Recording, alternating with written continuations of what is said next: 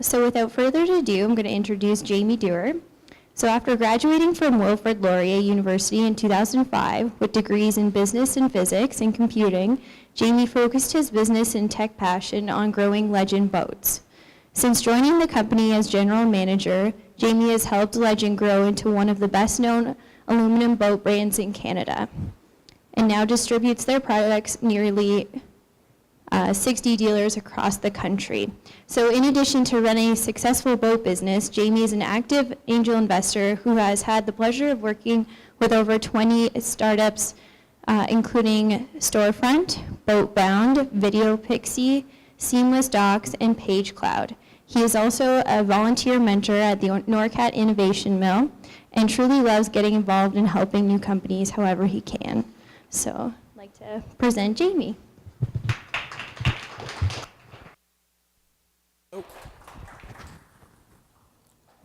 Can you guys hear me all right? Perfect, thank you. Well, thank you for coming out. I'm hoping that you find the time that we spend together is beneficial. As Haley said, I've been an angel investor for about 5 or 6 years now, and I've been involved with about 20 different startups, and I really am enjoying it. I have a lot of fun with it. But the one thing that I do hear time and time again from every one of those startups, one of the hardest parts is that fundraising. Every single one that I've dealt with at one point has said, you know, I cannot wait till I'm done this round of fundraising so I can get back to running my business. Because I know how hard it can be to run a business. Running the business on its own without worrying about fundraising, without worrying about the money situation can be difficult. You know, the long hours, the late nights. So I'm hoping that some of the information I share with you today about trying to raise money from angel investors will make it a little bit easier for you when it does come to that time. So 5 things angel investors simply can't resist. Before I get to that, I want to talk a little bit about, you know, what is an angel investor? Does anyone here know what an angel investor is? Have they heard the term? Are they familiar? Has anyone not heard the term or not really familiar with what an angel investor is? So only 2 have heard of it, and no one else has not heard of it. So there's some of you are afraid to raise your hands, I guess. That's fine. So by definition, an angel investor is an affluent individual who provides capital for business startup, usually in exchange for convertible debt or ownership equity. So the one thing that I want to make clear is that it is an individual investment typically. So it is an individual who's investing their own hard-earned time and money into your company. The term actually comes from the film industry from back in the 1930s. Angel investor is a term that they use for affluent people that came in, and basically, you know, people would pitch these film ideas to them and they would invest them and hope that they were a big hit. And typically in the film industry, it was either a big hit or a complete failure. So in the late 70s, there's a professor that did a study about seed investing or early stage startup investing and saw the similarities and saying, hey, with these startups, usually they're either a big hit or a complete failure. And unfortunately, a higher percentage are on the failure side. But the angel investors that get involved, it is for that exact reason, is that they want to hit those hits. So typically, what professional angel investors will try and spread their investment out over a number of companies in smaller amounts so that they increase their odds of hitting that big hit. If an angel investor takes all of his money and puts it into one company, the odds are, again, just statistically speaking, that that's not going to be a good return. So that's kind of the background of where the angel term came from. So with that sort of risk in mind and knowing that with every single individual investment an angel investor invests in, they're probably going to lose all of their money. Why would an angel investor invest? Well, there's a bunch of reasons, and I'll go through those real quick so you kind of, again, just to set some context so you have a better understanding, get into the mindset of an angel investor. One, they just love business. I know personally that's a big reason why I do it. I just love business, being involved in business. So that's a big factor. However, we're usually entrepreneurs, so we either have our own business, have had our own businesses in the past, so we're busy. So we want to be involved in these businesses, but don't have the time to put in to commit to running the business on our own. So it's a good way to get involved with business in a part-time way. It also gives us access and exposure to the latest, greatest, newest ideas early on. So I usually have access and trial versions of new apps and new websites and new tools that are coming out well before the general public. So I find that exciting as well. Another reason is we like to give back. So again, I understand the difficulties and the challenges of business. I've been fortunate. We've had a lot of success in our business at Legend Boats, and I want to share some of the, try and help you guys avoid some of those difficulties, or help the startups that I work with avoid some of the challenges that I went through by giving them and sharing some of my experience. So giving back is another reason. And again, sharing our knowledge. So we have a lot of knowledge that we built up over the years. We want to share that with you. And then obviously the financial return. So typically, surprisingly, when you talk to most angel investors, the financial return is not the motivator. That's usually lower on the list. However, again, we are putting our own hard-earned time and money into the company, so we do want somewhat of a financial return. That is one of the reasons that we get into it.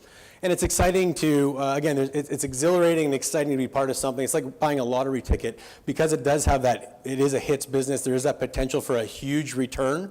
There's kind of that adrenaline rush every time you invest, saying, is this going to be the next big thing? Is this going to be, the next Facebook or Twitter, or whatever the case may be? And there is that chance. Which brings me to the last point, is being part of something big, something that changes the world, having your name associated with that.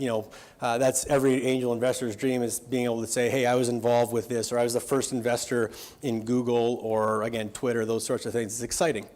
So that gives you a little idea of why they invest despite the high risk. Oh, sorry, we skipped ahead quite a ways. So one thing I want to touch on in the, I think in the itinerary for the course, it talked about angel investing as well as venture capitalists, or VCs. I'm not going to talk much about the venture capital side, because that's not where my experience lies, but I will kind of just tell you a little bit about the difference. So an angel investor, as I mentioned, is investing, they're individuals who invest their own money. Typically, they get in a little bit earlier than a venture capital company would. So they're investing smaller amounts of money, so anywhere from $10,000 to $250,000, depending on the company and in any individual round. They usually have less than 1% ownership in the company, so very small bit of ownership.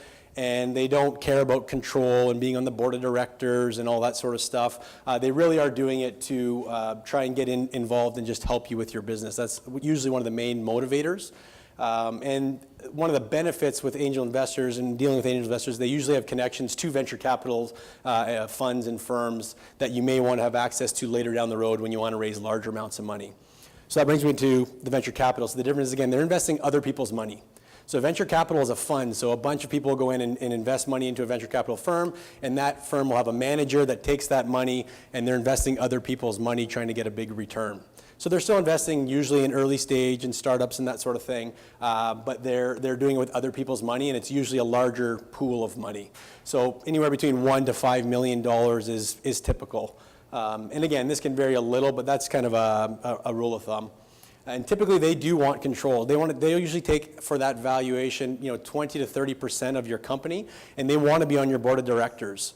And their main motivation is financial return. Again, it is an investment company, essentially, and they want to see a return to their investors. So they want to be on the board of directors so they can steer you and guide you to that big exit, or that big sale, or that big IPO, or whatever the case may be, that gets their money back out. So again, venture capital funds usually come a little bit later on, and it is other people's money. But that, I hope, is a quick summary of angel investors versus venture capital funds, the differences, the timing, what they do. But hopefully that makes it a little bit clearer for you. So what do angel investors invest in? I found this is interesting because a lot of businesses get into business and they're happy with a lifestyle, what I call a lifestyle business, which I think is fantastic. So you get into it, you make a good living, you work 9 to 5, you have good balance, and it's a great career, and it pays the bills, and your family's happy, which is fantastic. However, it's not that's not the type of business that's going to attract an angel investor.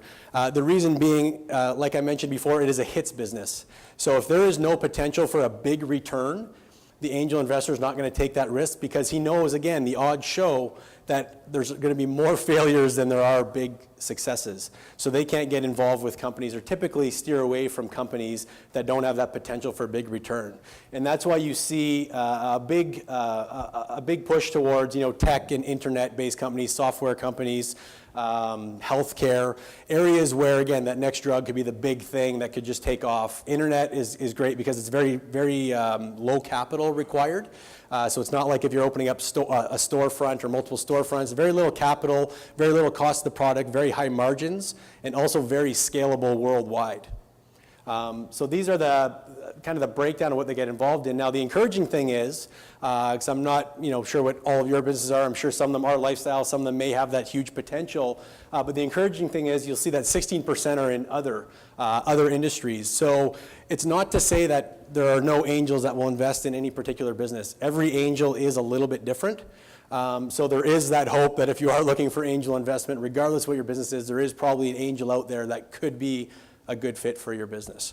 But that is, again, I just want to give you some context around what the typical investments are. So the next thing is, where do you find them? Where do you find angel investors? How do I find angel investors if I have this great idea? How do I get in front of them? How do I pitch to them? How do I share that with them? And there are some great tools. You guys are all in this entrepreneurship course, so this is a great start. Being involved in these sorts of programs and these sorts of events are a great way to meet angel investors, because typically angel investors are entrepreneurial. They're involved in the business community, which is exactly the type of people that get involved with these types of programs. So we have the startup drinks that they do, that NORCAT hosts once a month. The pitch event that Haley talked about, the Upstart competition, all these sorts of things will give you exposure to angel investors.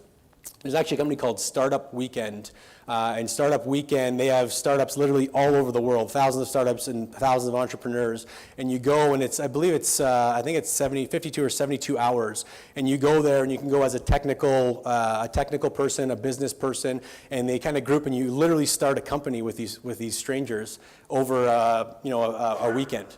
So it's a really neat event, and that's another opportunity. So these sorts of events, I can't say enough about them. You should definitely participate as much as you can. The competitions as well, the other added benefit is it does help you fine-tune your business. If you do apply, you'll get further along because you're committed and you kind of have a deadline. You'll make more progress in your company more than likely in that month leading up to that pitch competition, for example, than you probably will in several months or a year on your own. So I highly recommend and highly encourage them. There are angel group or angel organizations and angel groups. So there are angel investors that do get together and invest as a group as well. We've actually recently, the NORCAT Innovation Mill has started what they call NEMA, NORCAT Innovation Mill Angels. So there is an angel group now here in Sudbury, which is really exciting to see. It's relatively new, but we've had a couple events and it's going really well. But there are, again, you can research online, just Google Angel Groups or Angel Groups Ontario, Angel Groups Canada, and you'll get access. So when you contact these companies, they have access to tons of angel investors all across the province, the country. So that's another opportunity. The area that I've found probably 95% of my investments that I've gotten involved with is actually through AngelList, but it's online. So Gust and AngelList are the two that I recommend. They are the biggest, basically, I guess they would be networks for that help entrepreneurs and investors or angel investors connect. So WeFunder and Funders Club are very similar. The difference is they'll actually filter out and kind of go through and vet some of the startups ahead of time, so they're kind of already pre-vetted, whereas AngelList will allow almost any startup basically to set up a profile. So regardless of what stage your company's at, if you're looking at some point, if you want to get some exposure to investors, I highly recommend that you create a profile on AngelList, and with AngelList, the nice thing is every investor on there is accredited. So on the investor side, which there's actually over 42,000 investors listed on there right now, they're all accredited investors. And what that means, in order to invest in startups in any big way, you actually have to be accredited, which means you need a minimum either annual income over the last 2 years or a minimum net worth. And that just protects, because it is high risk. The government doesn't want someone to put all of their life savings, or someone who's not educated from an investment standpoint, all of their money into high-risk startup investments.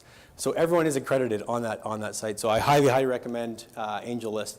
The other opportunity that you want to look into are incubator or accelerator programs. Again, so the NORCAT Innovation Mill will be considered somewhat of an incubator where you go, you get mentoring and all sorts of resources that you get to use that will help move your business along.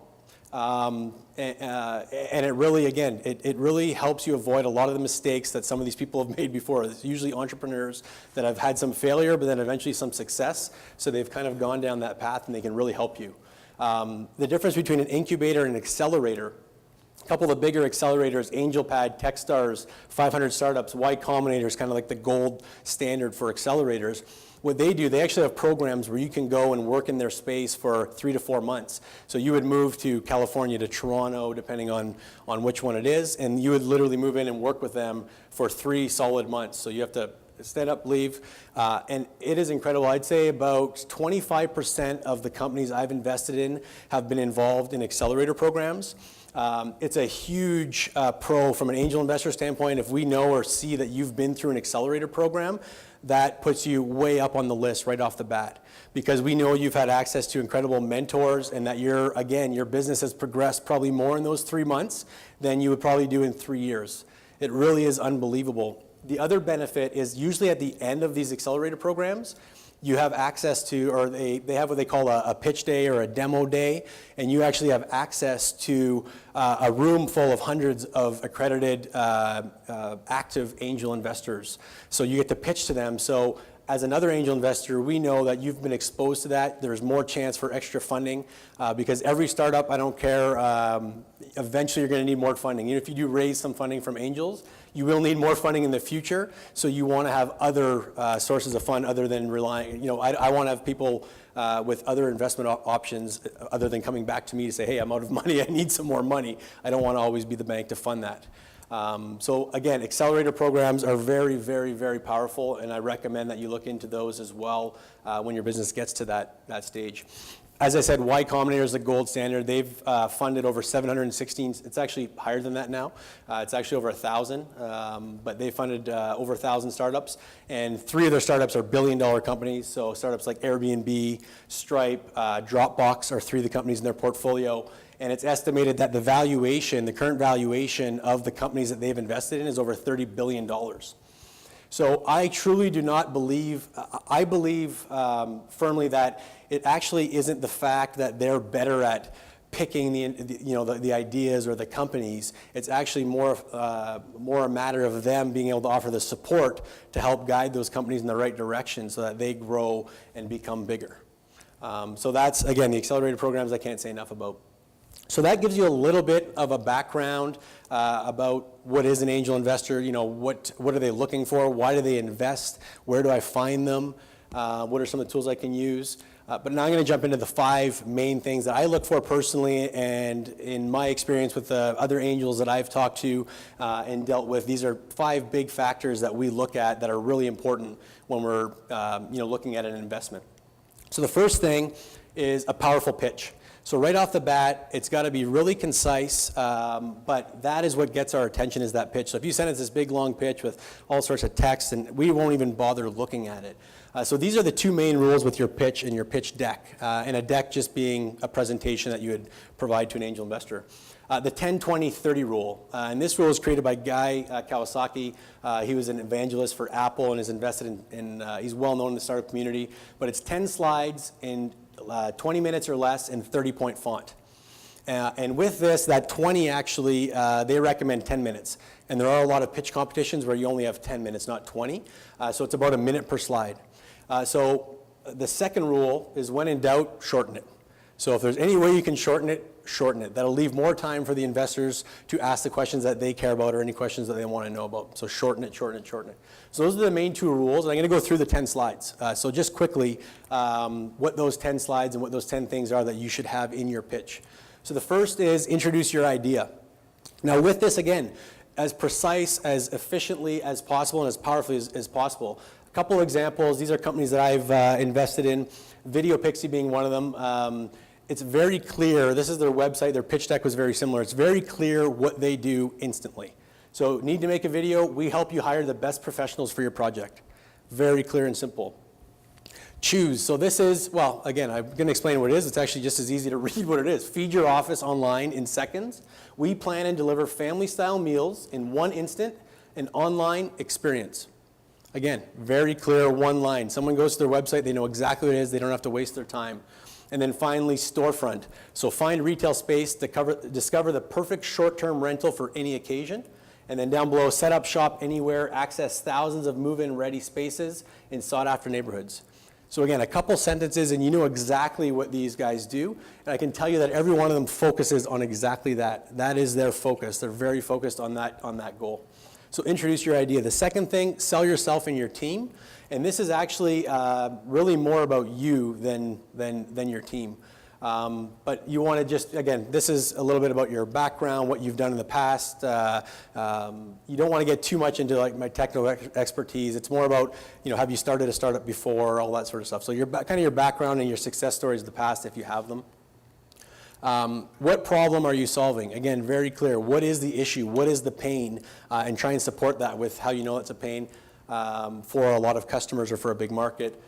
Again, it's helpful to tell a story in this case. So you'll see sometimes with pitch videos where it'll say, hey, this is Alice, and she has a problem with this, and it just helps people relate. Next, what's your solution? So you said, here's the problem, here's our solution, and then what makes that solution unique? Why are you unique? What makes you stand out? Why are you different than the other company that's in that industry or in that field? So what makes you unique is the fifth slide. The next is explain your business model, and a lot of companies forget to do this. And you see this even on Dragon's Den, you see this where they go out and they don't understand, they say, how are you going to make money? So that's what your business model is. How are you ultimately going to make money at the end of the day? So a lot of people have these great ideas, and everyone's going to sign up. Okay, great. And how are you going to make money? So it really is that simple. Explain your business model to get that revenue in.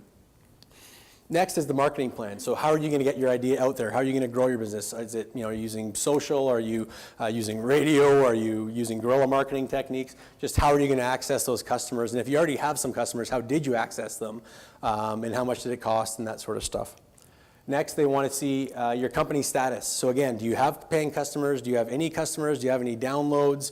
How much time is spent on your website? How far along are you? Do you have funding already, or have you had funding in the past? That sort of thing. So where's your company at today? They want to know. And then a financial overview. So this, the duration or the timeline that you should try and explain is really up in the air. Some angels will say, I want to see 5 years. Personally, I'm fine with 2 or 3 years of projections is fine, because realistically, in my experience and most angels' experience, it's not going to be anywhere near what you're projecting anyways. But it does help us see what you thought and how you're kind of visualizing it. So it allows us to get inside your mind to see what you're thinking is going to happen and where you want to see it, so what your goals are. But a couple of years of financials, again, your profits, and if you have any sales, revenue, all that sort of stuff. And then finally explain the opportunity. So this is another thing that gets forgot is, what do you want? What do you want from us? Is it equity? Is it debt? How much money do you need? What are you going to do with the money? How are you going to return my money? What's your exit strategy? So again, explain the opportunity. So again, I kind of flew through really quickly, and I'll probably share the link with you guys if you're interested. I'll give you my card after, and I can email you the link. This is a public presentation, so you can go back to it. But this is, I think, just a quick summary of the pitch. And a powerful pitch is the first thing that you need to kind of get in the door and get the excitement. The next thing is an all-star team. So people, when you ask some of the top angel investors out there, this is the number one answer they give as to what are you looking for. It is about the team, and more specifically about you, the founder.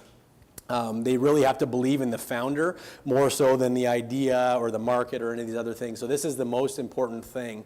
And what they look at, or what we look at as angels, is we want someone who is confident, because we know you're going to be pitching to your customers, potential customers. So if you're not confident in the pitch, if you're not confident with us, then how are you going to be with your customers? Are you going to be able to land that business that you want?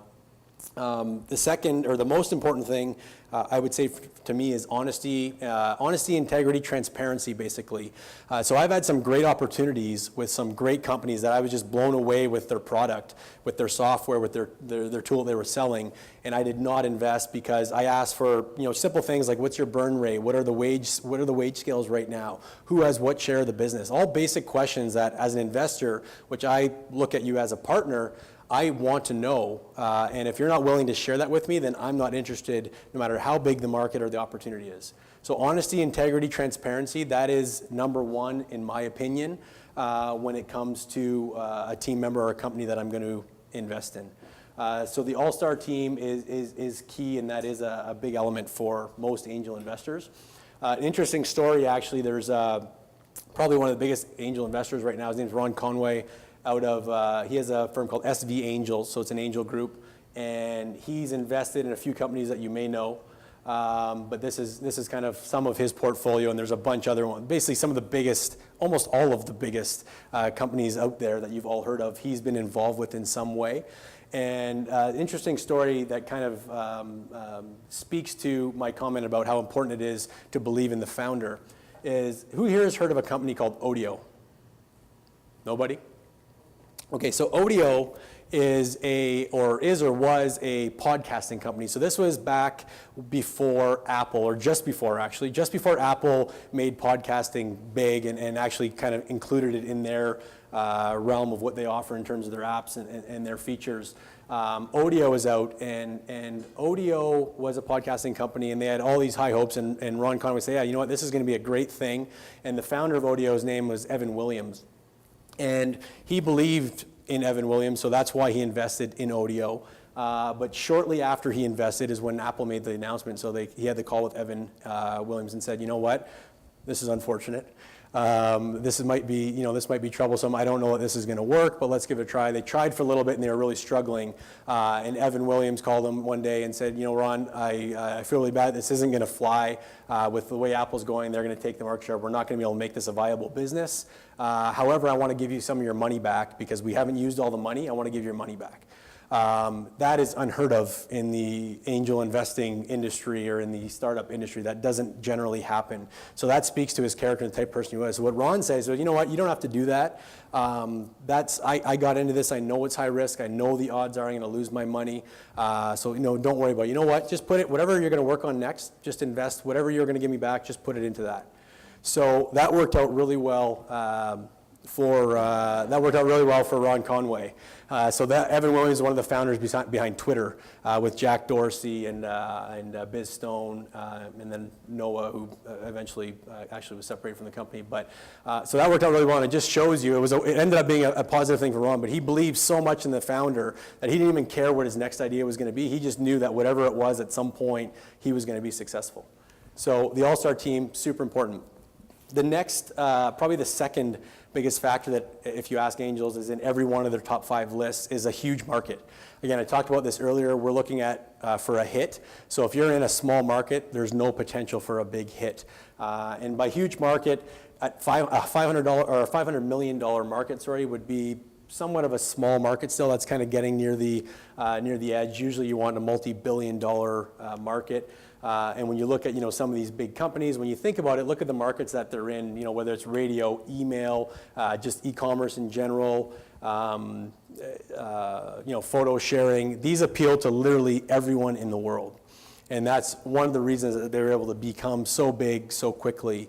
So the market size is huge. Just on a personal example, one of the last companies I invested in, I'm really excited about this one. I shared this one with Haley and showed her. She was pretty impressed with it as well, but it's called PageCloud. And what PageCloud is, I honestly think it's going to change the way that the internet or websites are made. So it's basically like a drag and drop website creation tool that is real-time live. It really is crazy, but although I was impressed with the idea, what really attracted me to PageCloud was the market size. So there's 785, actually this is probably higher now as well because it's moving so quickly, but 785 million websites in the world, and 16 million are added each month. So since I started talking here, there's actually been about 250 new websites launched on the web.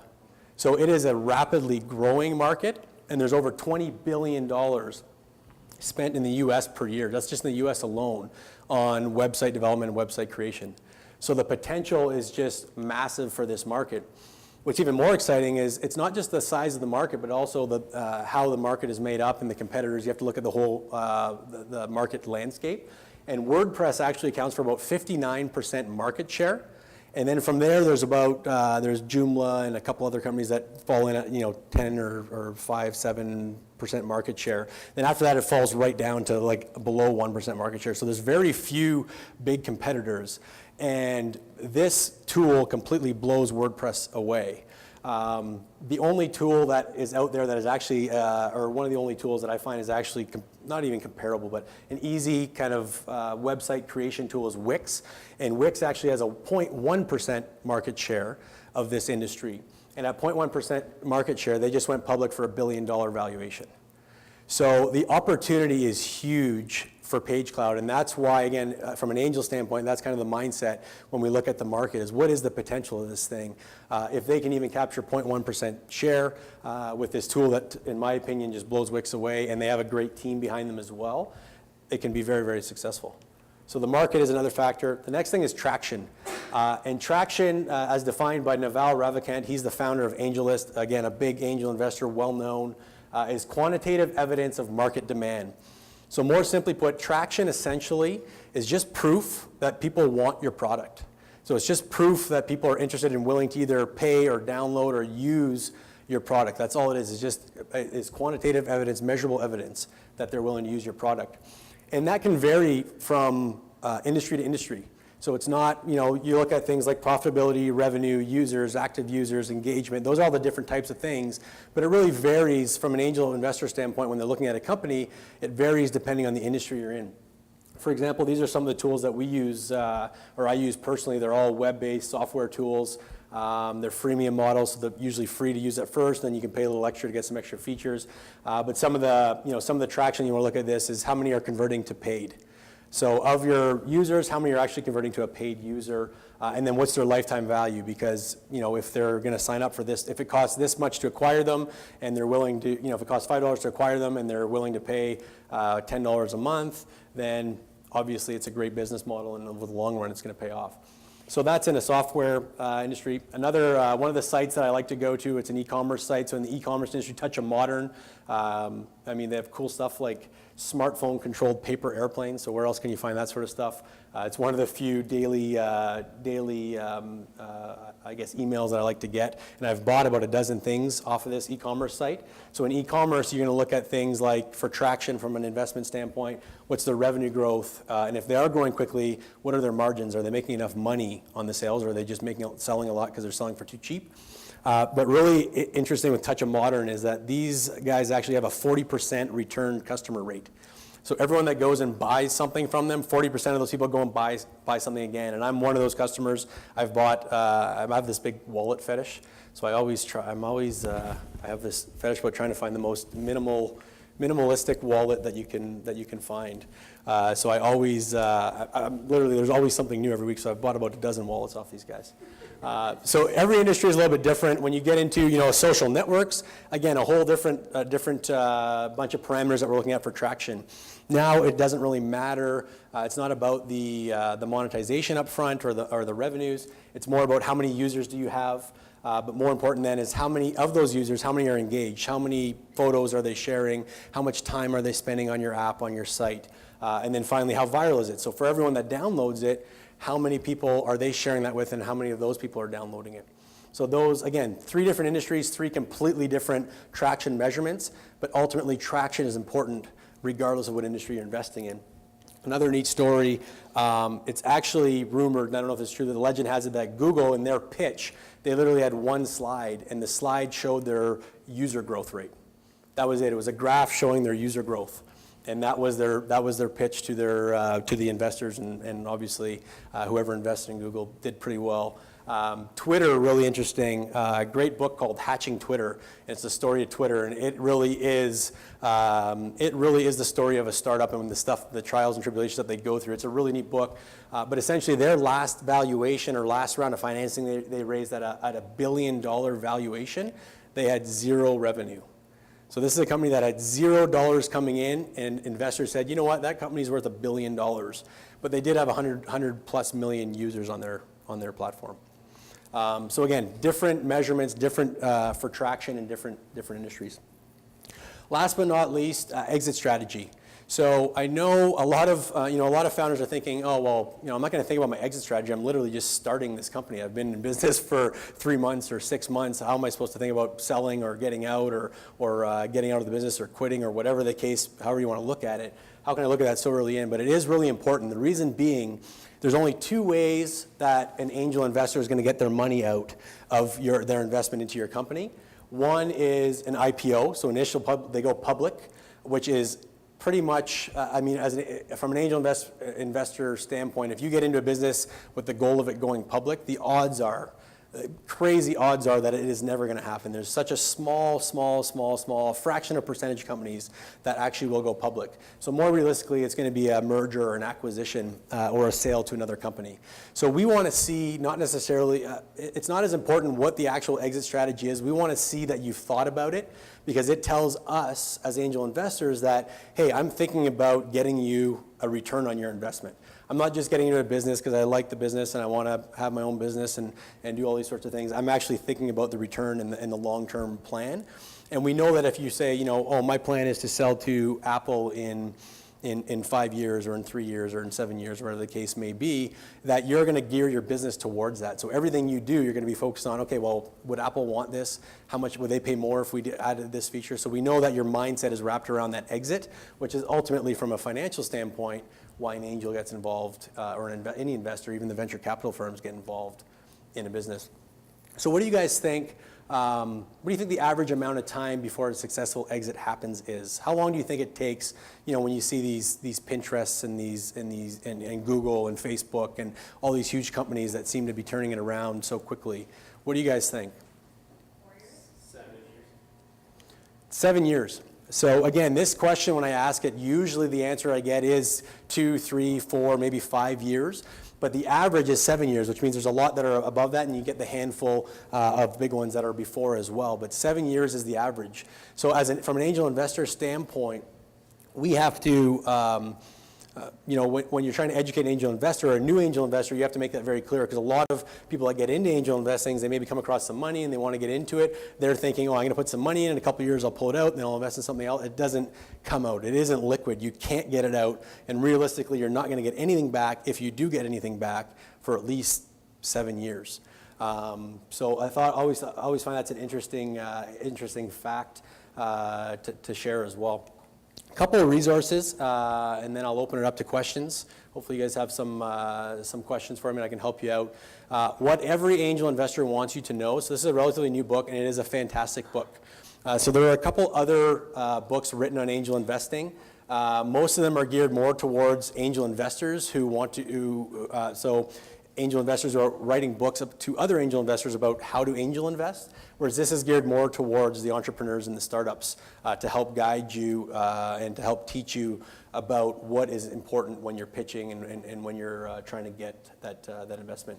So AngelList.com, Gus.com I mentioned, great resources. As well, there's some neat tools online. There's an equity simulator.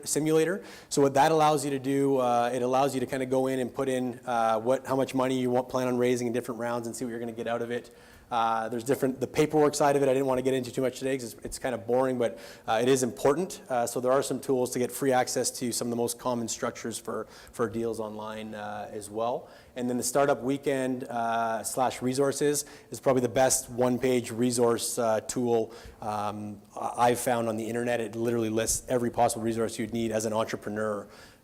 So I think that's helpful as well. So hopefully, again, some of the information that I shared with you will make it a little bit easier for you when you do get to that stage, if you do get to that stage where you want to raise some money from angel investors. And if you have any questions, I'd be glad to answer them.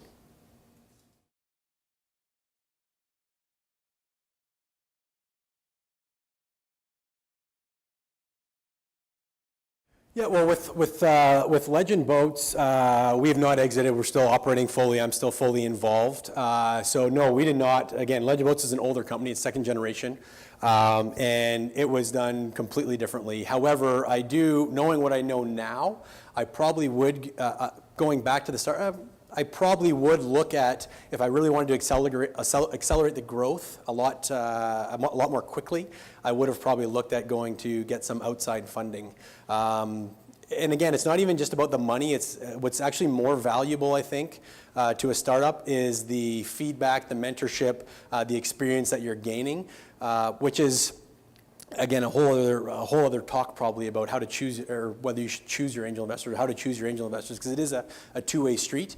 Sometimes you're in a position where you kind of take the money that you have available to you. You don't really have a choice. But when you do, it's just as important that you choose the right angel as the angel choosing you. So going back, I would probably potentially do it different to grow more quickly, but we did not know.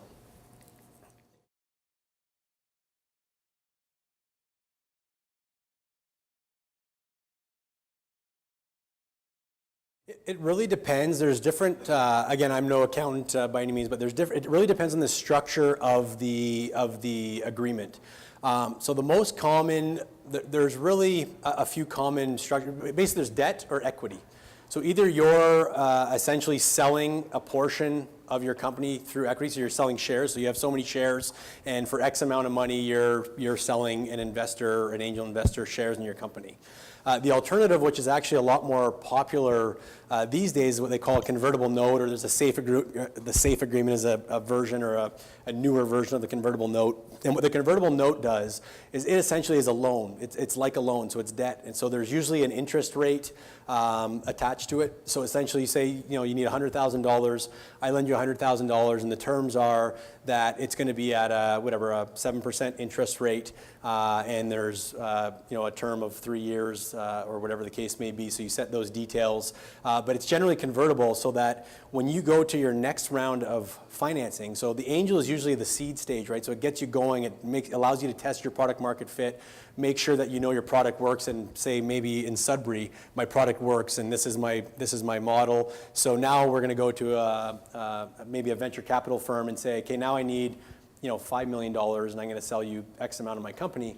At that time, the angel investors' money will convert into shares.